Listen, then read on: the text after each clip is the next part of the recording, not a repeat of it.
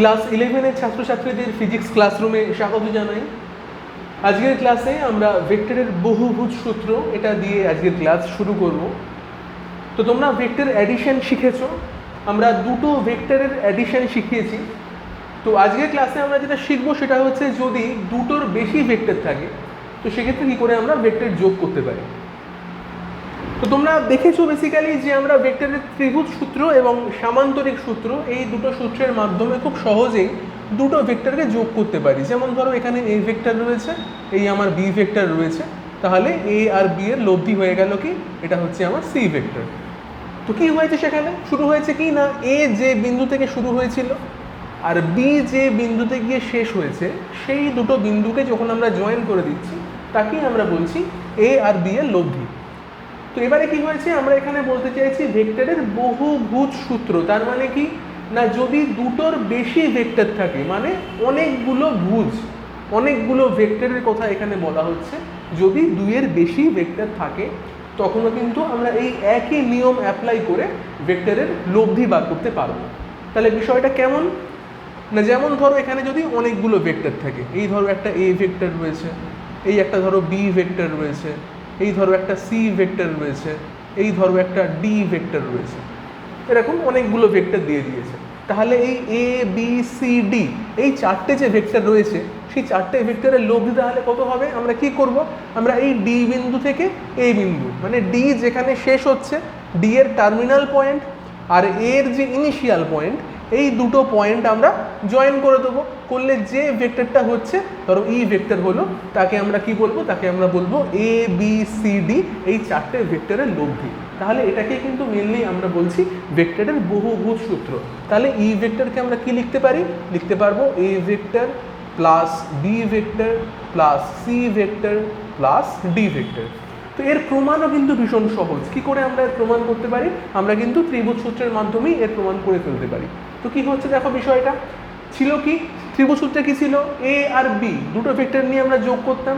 তাহলে কি করব, এখানে এ ভেক্টর আর বি ভেক্টর মানে এর শুরু আর বি এর শেষ এই দুটোকে যদি আমরা কোনোভাবে জয়েন করে দিই তাহলে একটা ভেক্টর দাঁড়ালো। সেটাকে আমরা কি নাম দিচ্ছি, তাকে ধরো আমরা বললাম এ প্লাস বি। হলো, একটু ভালো করে ছবিটা আঁকি, একটু বড় করে আঁকি, তাহলে তোমাদের বুঝতে আরও সুবিধা হবে। আচ্ছা দেখো, এই ধরো রয়েছে আমার একটা এ ভেক্টর, এই ধরো রয়েছে বি ভেক্টর, এই ধরো রয়েছে সি ভেক্টর আর এই ধরো রয়েছে ডি ভেক্টর, এই রকম রয়েছে। একটু বড় করে আঁকলাম। তো কী করছি, এ এর যে ইনিশিয়াল পয়েন্ট আর বি এর যে টার্মিনাল পয়েন্ট সেই দুটো পয়েন্টকে আমরা জয়েন করে দিলাম। তাহলে কি দাঁড়ালো, সেটা হলো A vector plus B vector. এবারে কি করছি দেখো, এ প্লাস বি এই ভেক্টরটার সঙ্গে আমরা সি ভেক্টরকে জয়েন করতে চাইছি। কি করব, তাহলে এ প্লাস বি যেখান থেকে শুরু হয়েছিল আর সি যেখানে গিয়ে শেষ হয়েছে সেই দুটো পয়েন্টকে আমরা জয়েন করে দিলাম, সেই দুটো পয়েন্টকে আমরা জয়েন করে দিলাম। তো করলে কি হচ্ছে, এটা ছিল এ প্লাস বি ভেক্টর, তার সঙ্গে সি ভেক্টর জয়েন করেছি, তাহলে কি হবে, এটা হয়ে যাচ্ছে A vector plus B vector plus C vector. এবার দেখো A plus B plus C ভেক্টরটা এইটা হলো, তাকে আমরা ডি এর সঙ্গে যোগ করতে চাইছি। কি করব আবার, তাহলে এ প্লাস বি প্লাস সি যে ভেক্টরটা এই লম্বা ভেক্টরটা এর শুরু কোথায় হয়েছে এখানে আর ডি এর শেষ কোথায় হয়েছে এখানে, তাহলে আমরা এই ডি এর শেষ থেকে এ প্লাস বি প্লাস সি এর যে শুরু তাকে জয়েন করে দিলাম। তাহলে যেটা হলো সেটা হচ্ছে A plus B plus C plus D, যেটা কি আমরা একটু আগে ই ভেক্টর বলে লিখছিলাম। তাহলে এটাই হচ্ছে আমাদের ভেক্টরের বহুভুজ সূত্র, যে অনেকগুলো ভুজ যখন থাকছে তখন কি করে আমরা ভেক্টরের লব্ধি বার করতে পারি। তো এটাই হচ্ছে ভেক্টরের বহুভুজ সূত্র। আশা করি তোমরা বুঝতে পেরে গেছো। দেখো এবার এই বহুভুজ সূত্রের যে অ্যাপ্লিকেশন সেটা আমরা করব। আমাদের দুটো জিনিস এখান থেকে খুব ইম্পর্টেন্ট ক্লাস 11-এর পড়াশোনার জন্য, সেটা হচ্ছে শুধু 11 না মানে পরবর্তীকালেও তোমাদের লাগবে, সেটা হচ্ছে পজিশন ভেক্টর। পজিশন ভেক্টর বা আমরা বাংলায় এটাকে বলছি অবস্থান ভেক্টর। অবস্থান ভেক্টর তো কী জিনিস, পজিশন ভেক্টর বা অবস্থান ভেক্টর কী জিনিস, ব্যাপারটা হচ্ছে ধরো কোনো একটা বস্তু কোনো একটা জায়গায় কোনো একটা স্পেসে অবস্থান করছে। স্পেসে মানে আমরা ধরে নিচ্ছি শূন্য মাধ্যমে অবস্থান করছে বা 3D স্পেসে অবস্থান করছে, যাই বলো না কেন। তো সেই বস্তুটার অবস্থান ধরো আমাদের বার করতে বলবো। তো কীভাবে আমরা বার করব? তো সেটাই বার করার উপায় যেটা, সেটা হচ্ছে অবস্থান ভেক্টরের মাধ্যমে। যদি আমরা অবস্থান ভেক্টরের মাধ্যমে সেই বস্তুর অবস্থানটাকে দেখাতে পারি, তো সেক্ষেত্রে আমরা কি করি, সাধারণত আমরা একটা নির্দেশতন্ত্র ধরে নিই। আমরা নির্দেশতন্ত্র আগেই পড়িয়েছিলাম, আমরা কার্টেশিয়ান কোঅর্ডিনেট পড়িয়েছিলাম, যেখানে আমরা এক্স ওয়াই জেড এখানে 3টে অ্যাক্সিসের কথা বলেছিলাম। যারা আগের লেকচার দেখোনি তারা কিন্তু গিয়ে দেখে আসতে পারো, কার্টেশিয়ান পোলার কোঅর্ডিনেট আমার একটা লেকচার রয়েছে, সেখানে গিয়ে দেখতে পারো। তো দেখো সেখানে কি করছি আমরা, এক্স ওয়াই জেড একটা কার্টেশিয়ান নির্দেশতন্ত্র। এবার একটা বিন্দু ধরে নেওয়া যাক, বিন্দুটার আমরা নাম দিলাম পি বিন্দু। সেই বিন্দুটা কিন্তু স্পেসে অবস্থান করছে, মানে বাতাসে কোনো একটা জায়গায় ধরো ঝুলে আছে, একটা জায়গায় সে রয়েছে। এবার তাহলে অরিজিন যে মূল বিন্দু তার সাপেক্ষে এই পি এর অবস্থান, মানে পিতে আমরা কিভাবে পৌঁছাতে পারি। এটা কিন্তু মাটিতে নয়, আমরা যেরকম গ্রাউন্ডে হেঁটে যাই তেমন না। ধরে নাও যে একটা পাখি, সে ধরো আকাশে উড়ে বেড়াচ্ছে, তো তার একটা অবস্থান কোনো একটা মুহূর্তে, কোনো একটা টি সময়, ধরো একটা পাখি আকাশে উঠছে, তার একটা ছবি নিলাম, স্ন্যাপশট নিলাম। তাহলে ওই যে টাইমে স্ন্যাপশটটা নিলাম, ঠিক সেই সময়তে ওই পাখির অবস্থানটা কোথায় সেটা যদি আমরা পি বলি, তাহলে সেই অবস্থানে আমরা কীভাবে পৌঁছাতে পারি। তো পৌঁছানোর নিয়মটা খুব সহজ। আমরা কীভাবে পৌঁছাতে পারি দেখো, আমরা ও থেকে চলে আসতে পারি এক্সের দিক বরাবর কিছুটা, একটা নাম দিলাম এ বিন্দু। তাহলে প্রথমে এলাম ও থেকে এ বিন্দু অবধি এলাম। তারপরে কি করতে পারি, তারপরে যেতে পারি আমরা ওয়াই বরাবর, ধরলাম ওয়াই বরাবর আমরা বি বিন্দু বরাবর গেলাম, বি অবধি গেছি। তারপরে আমরা কি করতে পারি, আমরা কিন্তু বি থেকে পি অবধি ডাইরেক্ট উপরে উঠে যেতে পারি। তাহলে আমরা কিভাবে এলাম, প্রথমে ও থেকে এ এসছি, তারপরে এ থেকে বিতে গেছি, তারপরে বি থেকে পি অবধি গেছি। এইভাবে আমরা কিন্তু যেতে পারি। তো মেনলি যখনই কোনো একটা বিন্দু সে 3D স্পেসে অবস্থান করবে, মানে শূন্য মাধ্যমে অবস্থান করবে, তখনই তার কাছে পৌঁছাতে গেলে আমাদের কিন্তু মিনিমাম 3টে মাত্রা দরকার, 3টে মাত্রা বা 3টে ডাইমেনশন দরকার। সেটা হচ্ছে কি, এক্স বরাবর আমাদের যেতে হবে, ওয়াই বরাবর যেতে হবে, নেক্সট জেড বরাবর আমরা উপরের দিকে উঠে সেই বস্তুর বা বিন্দুর জায়গাতে আমরা পৌঁছে যেতে পারি। আচ্ছা, এছাড়া কীভাবে পৌঁছানো যায়, এছাড়া যেটা পৌঁছানো যায়, আমরা স্ট্রেট ও থেকে পি বরাবর পৌঁছে যেতে পারি, রাইট, ও থেকে পি বরাবর পৌঁছে যেতে পারি। কিন্তু প্রবলেম কি, প্রবলেম হচ্ছে ও থেকে পি বরাবর যদি দূরত্বটা শুধুমাত্র আমরা জানি, সেক্ষেত্রে কিন্তু আমরা ও থেকে পি অবধি পৌঁছাতে পারবো না। ধরে নাও ও থেকে পি এর দূরত্ব বললো সাপোজ 10 মিটার। তো 10 মিটার কোন দিকে যাব, আমরা তো এখানে ছবি দিয়ে খুব সুন্দর এঁকে দিলাম, বুঝিয়ে দিতে পারলাম। কিন্তু যদি তোমাদের মুখে বলে যে ও থেকে পি এর দূরত্ব 10 মিটার, তো 10 মিটার তো বিভিন্ন দিকে হতে পারে। 10 মিটার এদিকে হতে পারে, উল্টো দিকে হতে পারে, নিচের দিকে হতে পারে, ডান দিকে হতে পারে, যে কোনো দিকে 10 মিটার হতে পারে। কিন্তু যদি আমরা বলি যে এক্স অক্ষের দিকে আমি 5 মিটার গেছি, তারপরে ওয়াই অক্ষের দিকে 7 মিটার গেছি, তারপরে জেড অক্ষের দিকে আমরা হয়তো আরও 3 মিটার গেছি, বা যাই হোক 100 মিটার গেছি। আমি যদি এইভাবে স্পেসিফিক্যালি বলে দিই যে আমি এক্সের দিকে এতটা গেছি, ওয়াই এর দিকে এতটা গেছি, জেডের দিকে এতটা গেছি, তাহলে খুব সহজে কিন্তু আমরা ও থেকে পিতে পৌঁছাতে পারি। রাদার দেন আমায় বলে দিল যে ও থেকে পি এর দূরত্ব 10 মিটার। বুঝতে পারলে? মানে এই দূরত্বটা কিন্তু ইম্পর্টেন্ট নয়, ইম্পর্টেন্ট হচ্ছে আমাদের স্পেসিফাই করা যে কোথায় কোথায় কীভাবে গেলাম। নেক্সট কী কাজ, নেক্সট হচ্ছে তাহলে যদি আমাকে ও থেকে পি এর দূরত্ব বলতে হয়, সেক্ষেত্রে কিন্তু কিছু মাপকাঠি আমাদের বলতে হবে। কীরকম না, ও থেকে পি 10 মিটার, সেটা ঠিক আছে, আমি ও থেকে পি এ 10 মিটারে যেতে পারি, কিন্তু কীভাবে যেতে পারি, যে লাইন বরাবর যেতে পারি সেই লাইনটা হয়তো বলে দিল যে এক্স অক্ষের সঙ্গে সেটা আলফা কোণে আছে, বা ওয়াই অক্ষের সঙ্গে সেটা বিটা কোণে আছে, বা জেড অক্ষের সঙ্গে সেটা গামা কোণে আছে। মানে যে কোনো একটা অ্যাঙ্গেল বা দুটো অ্যাঙ্গেল আমাদের কিন্তু বলে দিতে হবে, নাহলে কিন্তু কখনোই এই লাইনটা আমরা ড্র করতে পারবো না। যদি শুধু বলে দেয় যে ওপি, ও থেকে পি অবধি যাও, কীভাবে যাবো, ও থেকে পি এই লাইনটাই হবে, তো কোনো গ্যারান্টি নেই না, ও তো এদিকেও হতে পারতো বা এদিকেও হতে পারতো। কিন্তু যদি বলে দেয় যে ওপি এক্সের সঙ্গে আলফা কোণ করে আছে, তো তাহলে আমি সেই বুঝেই না হয় ছবিটা আঁকবো, তাই না? আলফা ধরো মান বলে দিল 60 ডিগ্রি বা 30 ডিগ্রি, আমি সেইভাবে চাঁদা দিয়ে 30 ডিগ্রি এঁকে একটা লাইন টানলাম, সেটা সম্ভব আমাদের পক্ষে। কিন্তু শুধুমাত্র ওপি বললে কিন্তু আমরা পৌঁছাতে পারবো না। তার জন্য আমাদের তাহলে কি দরকার, ও এ দরকার, এ বি দরকার, বিপি দরকার। হলো? তো একটু আগেই দেখো যেটা শেখালাম ভেক্টরের বহুভুজ সূত্র, সেটা আমাদের বলে দিয়েছিল কি, যদি আমরা 2 বা তার বেশি ভেক্টরের মান এবং দিক জানতে পারি, তার সাহায্যে কিন্তু আমরা ভেক্টর লব্ধি বার করতে পারবো। তো এখানে কিন্তু আলটিমেটলি সেটাই হয়েছে। কি হয়েছে দেখো, এখানে ওপি ভেক্টর সেটা ইকুয়াল আমরা লিখতে পারি OA vector plus AB vector plus BP vector. দেখো তো ভেক্টরের বহুভুজ সূত্র এলো কিনা। আমরা একটু আগেই যেটা বললাম ভেক্টরের বহুভুজ সূত্র, সেখানে কি বললাম, OA AB BP তিনটে একদম ক্রমানুসারে গৃহীত তিনটে লাইন নিয়েছি। তাহলে লাস্ট যে বিপরীত ক্রমে গৃহীত বাহুটা ছিল সেটাই তো আমার লব্ধি ভেক্টর, সেটাই হচ্ছে OP, তাই তো নাকি? তো সেই OPকে আমরা নাম দিই R ভেক্টর হিসাবে, তাকে আমরা বলি R ভেক্টর। এই R ভেক্টরটাকেই আমরা বলছি পজিশন ভেক্টর। পজিশন ভেক্টর বা অবস্থান ভেক্টর, কোনো একটা বিন্দু P বিন্দু তার অবস্থান কি সেটা বার করতে গেলে আমরা এইভাবে অবস্থান ভেক্টর বা পজিশন ভেক্টর এর মাধ্যমে কিন্তু তার অবস্থান বার করে দিতে পারবো। যাই হোক, এটাই আসছি। তার আগে আর একটা ছোট্টখাট্ট জিনিস বলবো, সেটা হচ্ছে যে এই OA AB BP এই ভেক্টরগুলোকে আমরা কিভাবে বার করতে পারি। তো যেমন দেখো, এই যে OA এই দূরত্বটা এলাম, আমি ধরে নিচ্ছি এই দূরত্বটা x। এই x মানে কিন্তু এই অ্যাক্সিসটা নয়, x মানে একটা দূরত্ব, ধরে নাও 5 মিটার বা 10 মিটার একটা দূরত্ব, তাকে আমরা x লিখেছি। A থেকে B অবধি দূরত্ব কত, ধরে নিলাম y। অ্যাক্সিস নয়, আবার বলছি অ্যাক্সিস নয়, এখানে অ্যাক্সিসটা ক্যাপিটাল Y, এখানে ধরেছি দূরত্ব। আর B থেকে P এর দূরত্ব ধরে নিলাম স্মল z, এই z নয়, একটা দূরত্ব। বুঝে গেল? দূরত্ব বলছি, কিন্তু এগুলো অ্যাক্সিস XYZ অ্যাক্সিস, আর এগুলো কিন্তু দূরত্ব XYZ হলো। তো আমরা জানি যে যে কোনো একটা ভেক্টর তাকে যদি আমরা প্রকাশ করতে চাই, ভেক্টর মানে কি, তার মড মান এবং তার সঙ্গে একটা একক ভেক্টর আমাদের লিখতে হয়। তার মানেই তো ভেক্টর প্রকাশ পাবে, ভেক্টরের মান থাকা দরকার, দিক থাকা দরকার, তবেই তো একটা ভেক্টরকে আমরা প্রকাশ করতে পারি।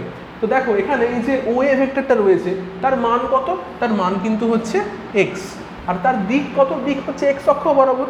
তো যে কোনো একক ভেক্টর যে x অক্ষ বরাবর আছে তাকে আমরা লিখব i ক্যাপ। খুব ভালো করে মনে করো, যে কোনো একক ভেক্টর যার দিক x অক্ষের দিকে তাকে আমরা লিখব i ক্যাপ, মনে থাকবে, তাকে লিখব i ক্যাপ। একই রকমভাবে কি লিখছি, AB ভেক্টর। AB ভেক্টর কি আছে বলো, AB ভেক্টরের মান কত, y, দিক কি y বরাবর, তো y বরাবর একক ভেক্টরকে আমরা লিখি j ক্যাপ। একই রকমভাবে BP, BP ভেক্টর, এই যে BP ভেক্টর, তাকে আমরা কি লিখছি, তার মান কত, z, তার দূরত্ব কত, z। একক ভেক্টর কি, তাহলে z অক্ষ বরাবর যে কোনো একক ভেক্টরকে আমরা বলি k ক্যাপ। তাহলে বোঝা গেল আমরা এখানে তিনটে একক ভেক্টর নিয়ে কাজ করব, একটা i ক্যাপ, একটা j ক্যাপ, একটা k ক্যাপ। i ক্যাপ মানে x অক্ষের দিকে, j ক্যাপ মানে y অক্ষের দিকে, k ক্যাপ মানে z অক্ষের দিকে হলো। তাহলে এখান থেকে এই যে OP পেলাম বা R ভেক্টরটা পেলাম, পজিশন ভেক্টর পেলাম, তাকে আমরা কি লিখব, তাকে লিখব i cap x plus j cap y plus k cap z। এটা হচ্ছে পজিশন ভেক্টর বা R ভেক্টর লেখার নিয়ম। R vector equal ix plus jy plus kz। আশা করি বুঝতে পেরেছো। তা মনে করে নাও যে তোমরা একটা ঘরের মধ্যে রয়েছো এবং ঘরের একটা কোণ, সেই কোণটা হচ্ছে একদম মানে মেঝের সঙ্গে লাগানো একটা কোণ, সেটা হচ্ছে O বিন্দু। আর ঠিক তার উল্টো দিকে চলে যাও, ঘরের সিলিংয়ে চলে যাবো, ঘরের উপরে ছাদে, সেই ছাদের একটা কোণা, সেই কোণাটাকে মনে করছি আমরা P বিন্দু। তাহলে একটা ঘর রয়েছে, সেই ঘরের মেঝের একটা কোণা O, আর ঘরের উল্টো দিকের ছাদের উপরের যে কোণাটা সেটাকে যদি P ভেবে নাও, তাহলে O থেকে P এর দূরত্ব কত হয় নিশ্চয়ই জানো। আমরা ঘনক পড়েছি বা আয়তঘনক পড়েছি, সেখানে আয়তঘনকের কর্ণের ফর্মুলা আমরা বার করেছি। তাহলে এই OPটা সেটাকে আমরা একটা কর্ণ বলতে পারি না, যদি এটা একটা আয়তঘনক হয়। একটা ঘর মানে তো আয়তঘনক, তার দৈর্ঘ্য আছে, প্রস্থ আছে, উচ্চতা আছে। তো তার যে কর্ণ হলো, সেই কর্ণের দৈর্ঘ্য কত, কর্ণের দৈর্ঘ্যের মান আমরা লিখতে পারি কি, মড R, তাকে আমরা লিখতে পারি √x² plus y² plus z²। তো তাহলে এই যে R ভেক্টর পেলাম, তার মড মান কত, সেটা হচ্ছে √x² plus y² plus z²। তাহলে তোমাদের এরপর থেকে যখনই কোনো একটা পজিশন ভেক্টর বলা থাকবে, ধরো বলে দিল 2y plus 3y plus 5k, এমন বলে দিল, দিয়ে বললো যে পজিশন ভেক্টর কত, কি করব, √অফ জাস্ট এই xyz এর যে মানগুলো ছিল সেগুলো স্কোয়ার করে আমরা রুট করে দেবো। বুঝতে পারলে তো, এই হচ্ছে জিনিসটা। আচ্ছা, তাহলে এই জায়গাটা মুছলাম, পজিশন ভেক্টরটা আশা করি তোমরা বুঝতে পারলে, এই জায়গাটা মুছলাম। আচ্ছা, তাহলে একটা ছোট্ট মানে অঙ্কের মতো দেখিয়ে দিই যে কিরম ধরনের জিনিস আসতে পারে। ধরো তোমাদের মানে পরীক্ষা এলো যে R ভেক্টর, সেটা মানে হচ্ছে 2y cap 3j cap plus 5k cap, এমন দিল, দিয়ে বলছে যে আর ভেক্টরের মড মান কত, কি হবে, হবে root over of 2 square plus 3 square plus 5 square. এটা করে দেখবে কত হয়, এটা 4, এটা 9, এটা 25, তাহলে কত হলো 25 আর 9 হচ্ছে তোমার 34 আর 4 39, তাহলে রুট ওভার 39 একক। এই হচ্ছে উত্তর। তাহলে এটা হচ্ছে পজিশন ভেক্টরের মড মান, যে কত দূরত্ব তার একক। তাহলে এরম টাইপের পজিশন ভেক্টর যখন বলে দেবে আমরা কিন্তু রুট 39 বার করতে পারবো। আচ্ছা, আর একটা জিনিস বলা, সেটা হচ্ছে এরমভাবেও প্রশ্ন আসতে পারে যে ধরো তোমাদের এলো যে কোনো একটা বিন্দু তার অবস্থানটা বলে দিল। আমরা 3D জিওমেট্রি শিখেছি, বা যারা শেখোনি তারা শিখবে। আমরা 3D কোঅর্ডিনেট সিস্টেম শিখেছি, সেখানে ধরো বলে দিল যে কোনো একটা বিন্দু P, তার অবস্থান হচ্ছে 2, 3, 5। তো সেই রকম অবস্থান যদি বলে দেয় যে একটা বিন্দুর অবস্থান 2, 3, 5, তাহলে তার পজিশন ভেক্টর কত, আর এর মান কত হবে, সেটা কিন্তু এই উত্তরটা হবে। মানে ix plus jy plus kz, সেখানে আমরা এই 2, 3, 5 বসিয়ে দেবো। x এর জায়গায় 2 বসাবো, y এর জায়গায় 3 বসাবো, z এর জায়গায় 5 বসাবো। তাহলে আর কত হবে, এইটা 2i plus 3j plus 5k এরকম। এবং পজিশন ভেক্টরের মান কত আমরা কিন্তু এরকম রুট ফর্মে এইভাবে লিখে দিতে পারবো। হলো। নেক্সট যেটা ইম্পর্টেন্ট, সব থেকে বেশি আমাদের পরীক্ষায় আসে অবস্থান ভেক্টরের সঙ্গে সঙ্গে, সেটা হচ্ছে দিক কোসাইন বা ডাইরেকশন কোসাইন। তো সেটাই আসছে। তো যেরকম আমরা পজিশন ভেক্টর বার করলাম এক্ষুনি, তাহলে পজিশন ভেক্টরের দিকটাও কিন্তু বার করতে আসে। যেরকম একটু আগেই আমরা আলফা বিটা গামা লিখলাম ছবিতে দেখতে পেলে, সেই রকম সেটাকে আমরা বার করব ডিরেকশন কোসাইন এই ফর্মুলাতে। ডিরেকশন কোসাইন আমরা বাংলায় বলবো দিক কোসাইন, ডিরেকশন কোসাইন বা দিক কোসাইন। তো ব্যাপারটা কীরকম, কাকে বলে ডিরেকশন কোসাইন বা দিক কোসাইন? তো প্রথমেই চলে যাই, আমরা যে জিনিসটা এঁকেছিলাম, আমরা XYZ এঁকেছিলাম। একটা X, এই হচ্ছে আমার Y, এই হচ্ছে আমার Z, এই হচ্ছে আমার মূলবিন্দু, আর এইখানে ছিল আমার P বিন্দু, যেখানে আমরা যার অবস্থান ভেক্টর বার করছিলাম, রাইট? তাহলে O থেকে P অবধি যদি আমরা একটা লাইন টানি, আমরা তাকে নাম দিয়েছিলাম আর ভেক্টর, যেখানে আর হচ্ছে আমাদের পজিশন ভেক্টর ছিল। ভালো কথা। তো আমরা কি চাইছি, আমরা চাইছি যে আমরা একটু আগেই বললাম যে OP X এর সঙ্গে কত কোণ করেছিল, আলফা কোণ করেছিল। তো সেই আলফার মান কত আমরা যদি বার করতে চাই, তো সেক্ষেত্রে আমরা কি করব? তো দেখো আমরা কি করছি, আমরা P থেকে একটা লাইন টানছি, একটা লম্ব টানছি। আমরা ধরেছিলাম যে আমরা প্রথমে কি করব, O থেকে X দূরত্ব আসবো এই বিন্দু অবধি, তারপর A থেকে যাব একটা B বিন্দু অবধি, তারপরে আমরা B থেকে উপরের দিকে P বিন্দু অবধি যাব। এই তো ছিল আমাদের কথা। এইরকমভাবেই আমাদের রুটটা ফিক্স হয়েছিল। ও এসছিলাম, এবি যাচ্ছিলাম, বিপি যাচ্ছিলাম, তাহলে আর হয়ে গেছিলো আমাদের তার লব্ধি, বা যেটাকে আমরা পজিশন ভেক্টর বলছিলাম এতক্ষণ ধরে। ভালো কথা। তো বেশ, দেখো এখানে যে জিনিসটা হলো, আমরা যদি এবারে এখানে একটা আয়ত ঘনক আঁকতে পারি, যদি আমরা এখানে একটা আয়ত ঘনক আঁকতে পারি, তো সেই আয়ত ঘনকের ক্ষেত্রে আমরা যদি এখান থেকে আলফার মানটা বার করতে পারি, তো সেক্ষেত্রে আলফা কত হয়। তো দেখো এখানে প্রথমেই যেটা করব, আমরা একটা সমকোণী ত্রিভুজ খোঁজার চেষ্টা করব। তো সমকোণী ত্রিভুজ এখানে কি করে খুঁজে বার করতে পারি সেটা দেখি ফার্স্টে। তো দেখো আমরা এখানে একটা ছবি আঁকছি আলাদা করে।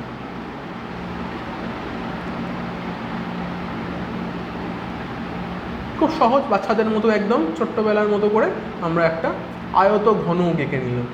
হলো আয়ত ঘনক।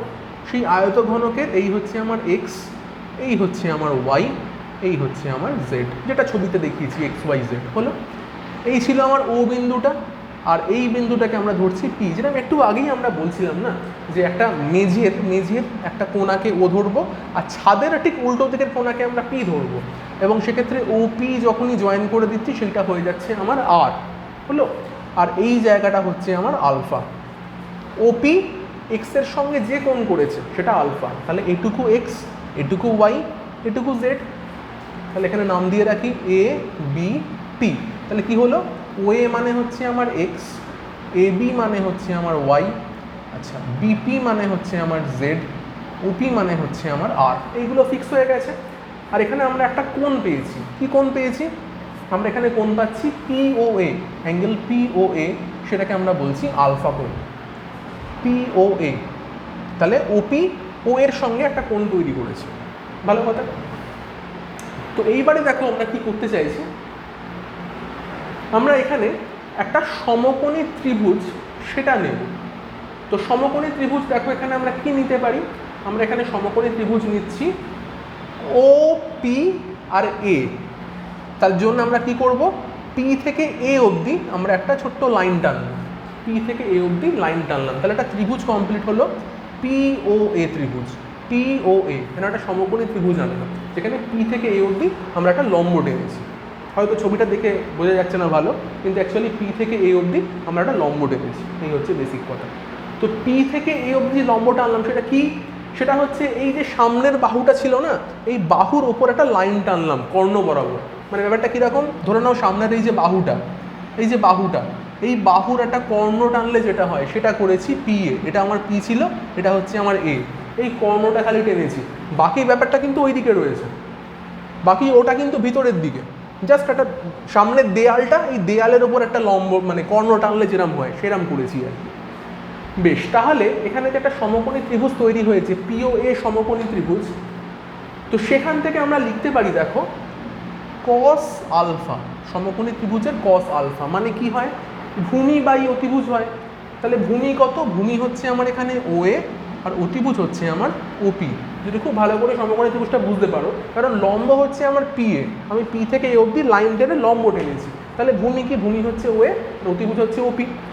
তাহলে আমরা বলতেই পারি এখান থেকে যে কস আলফা মানে কত, ওয়ে মানে কত ছিল, এক্স ছিল, এই তো এখানে লিখেছি ওয়ে মানে এক্স, আর ওপি মানে কত, আর ছিল, তাহলে কস আলফা কত হচ্ছে এক্স বাই আর। তাহলে এই হচ্ছে বিষয়টা, তাহলে আমরা কিন্তু আলফার মান বলতেই পারি যে আলফা কত হবে, আলফা হচ্ছে কস ইনভার্স এক্স বাই আর, বুঝতে গেল। তাহলে এইভাবে কিন্তু আলফার মান বার করতে পারি, যেখানে আলফাকে আমরা কি নাম দিচ্ছি, ডিরেকশন কোসাইন বা দিক কোসাইন, কেন না এই কসের টার্মে বেরোচ্ছে না, সেই কারণে আমরা এখানে কোসাইন ফর্ম বলছি।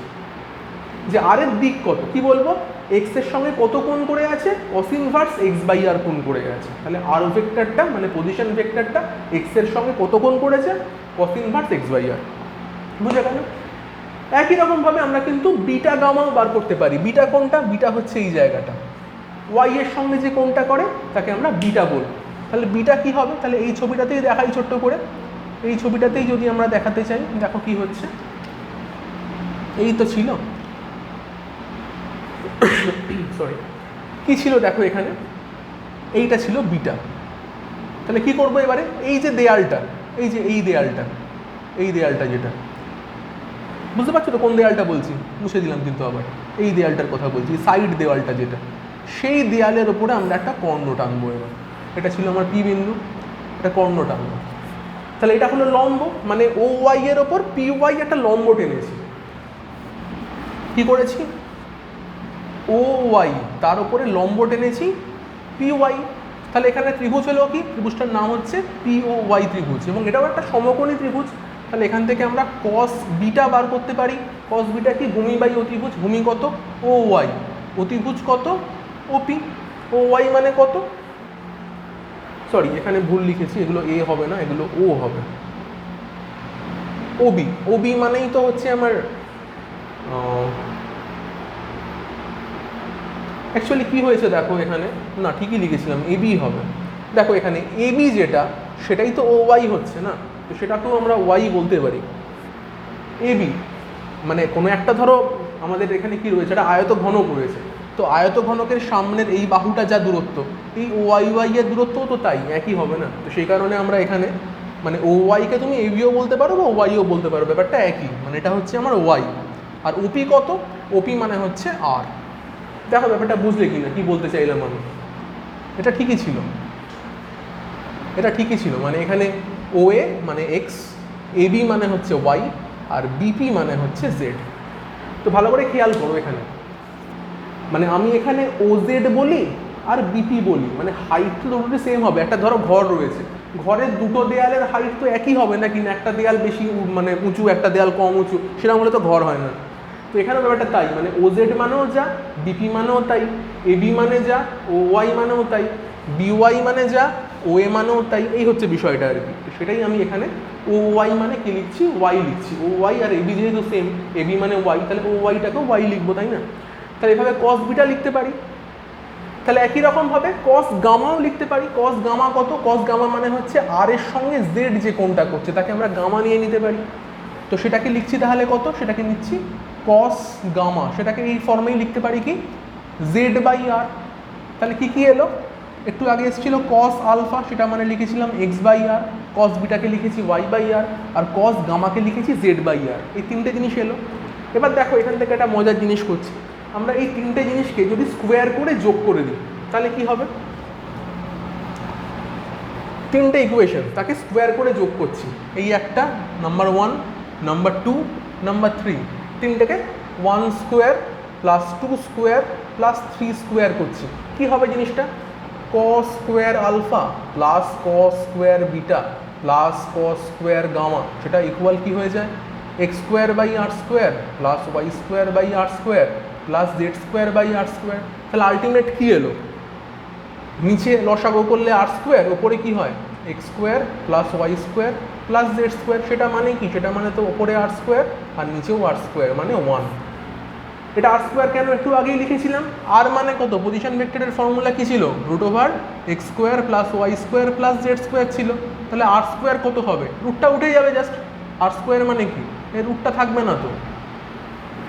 তাহলে এখানে তাই এসেছিল X square plus Y square plus Z square এসেছিল, তাকে আমরা কি লিখছিলাম, তাকে আমরা লিখলাম আর স্কোয়ার, আর নিচে আর স্কোয়ার ছিল, উপর নিচে কেটে গেলে 1 হলো। তাহলে এই আলটিমেট পুরো টার্মটা মানে cos square alpha plus cos square beta plus cos square গামার ভ্যালু কত 1। তাহলে এটাই কিন্তু পরীক্ষায় প্রুফ করতে আসে, ডিরেকশন কোসাইন থেকে cos square alpha plus cos square beta plus cos square gamma এর ভ্যালু 1, এটা প্রমাণ করো। তাহলে আমরা এইভাবে ছবি এঁকে কিন্তু এই প্রমাণটা করব। বোঝাতে পারলাম? আচ্ছা,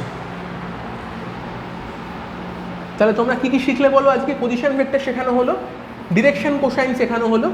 আচ্ছা, এখান থেকে দেখো ছোটোখাটো দু একটা অঙ্ক আসতে পারে, অঙ্কগুলো কেমন আসে দু একটা ছোট্টখাটো অঙ্ক দেখাবো। যেমন ধরো প্রশ্ন আসতে পারে যে কোনো একটা ভেক্টর ধরো দেওয়া রয়েছে এবি ভেক্টর, তার মান ধরো বলে দিয়েছে 2i প্লাস জে মাইনাস কে, এমন ধরো একটা ভেক্টর দেওয়া রয়েছে, দিয়ে বলছে যে এই ভেক্টরটার একক ভেক্টর কত হবে বার করো। একটা ভেক্টর দিয়েছে, দিয়ে বলছে এই ভেক্টরের একক ভেক্টর কত হবে, মানে এবি ক্যাপ কত হবে বার করো। তো একক ভেক্টরের ফর্মুলা কি আমরা জানি, কোনো একটা ভেক্টর তাকে যদি আমরা তার মড মান দিয়ে ভাগ করে দিই তখন আমরা একক ভেক্টর পেয়ে যাই। তাহলে কি ছিল, ওপরে ছিল এবি ভেক্টর, সেটাই লিখবো 2i plus J minus K by এর মড ভ্যালু কত, root over 2 square plus 1 square plus 1 square. এটাকে তোমরা -1ও ভাবতে পারো, -1 স্কোয়ার করলে ব্যাপারটা একই, 1 স্কোয়ার আর -1 স্কোয়ার তো একই 1ই হবে। তো আলটিমেট তাহলে এবি ক্যাপ কত হলো, 2i cap plus J cap minus K cap by এটা কত 4 প্লাস 1 প্লাস 1 মানে √6, তাহলে রুট ওভার 6। তাহলে এটাই কিন্তু উত্তর, যে তাহলে এবি ভেক্টরের একক ভেক্টরের ভ্যালু কত এই জিনিসটা। তাহলে এরকম টাইপের অঙ্ক আসতে পারে পজিশন ভেক্টর দিয়ে, বা আসতে পারে দুটো ভেক্টরের যোগ বিয়োগ আসতে পারে। যেমন ধরো একটা ভেক্টর ধরো দিয়ে দিল যে এবি ভেক্টর এরকম দেওয়া রয়েছে, আর একটা ভেক্টর ধরো বলে দিল যে সেটা হয়তো সিডি ভেক্টর, তার ভ্যালু হয়তো বলে দিয়েছে 3i minus J plus 2k, এরকম ধরো বলে দিয়েছে, দিয়ে বলছে দুটো ভেক্টরকে যোগ করো, AB vector plus CD vector করো। দুটোকে আমরা যোগ করতে পারি, তাহলে 2i প্লাস 3i কত হচ্ছে 5i plus J minus J cancel হয়ে যাবে। আচ্ছা, মাইনাস কে প্লাস 2k তাহলে কত হবে প্লাস কে।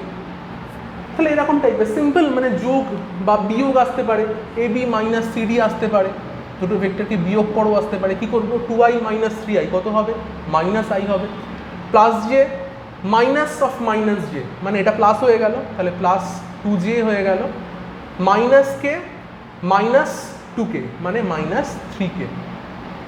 বোঝা গেল, মানে এইভাবে যোগ বা বিয়োগ এরকম টাইপের আসতে পারে পজিশন ভেক্টর দিয়ে।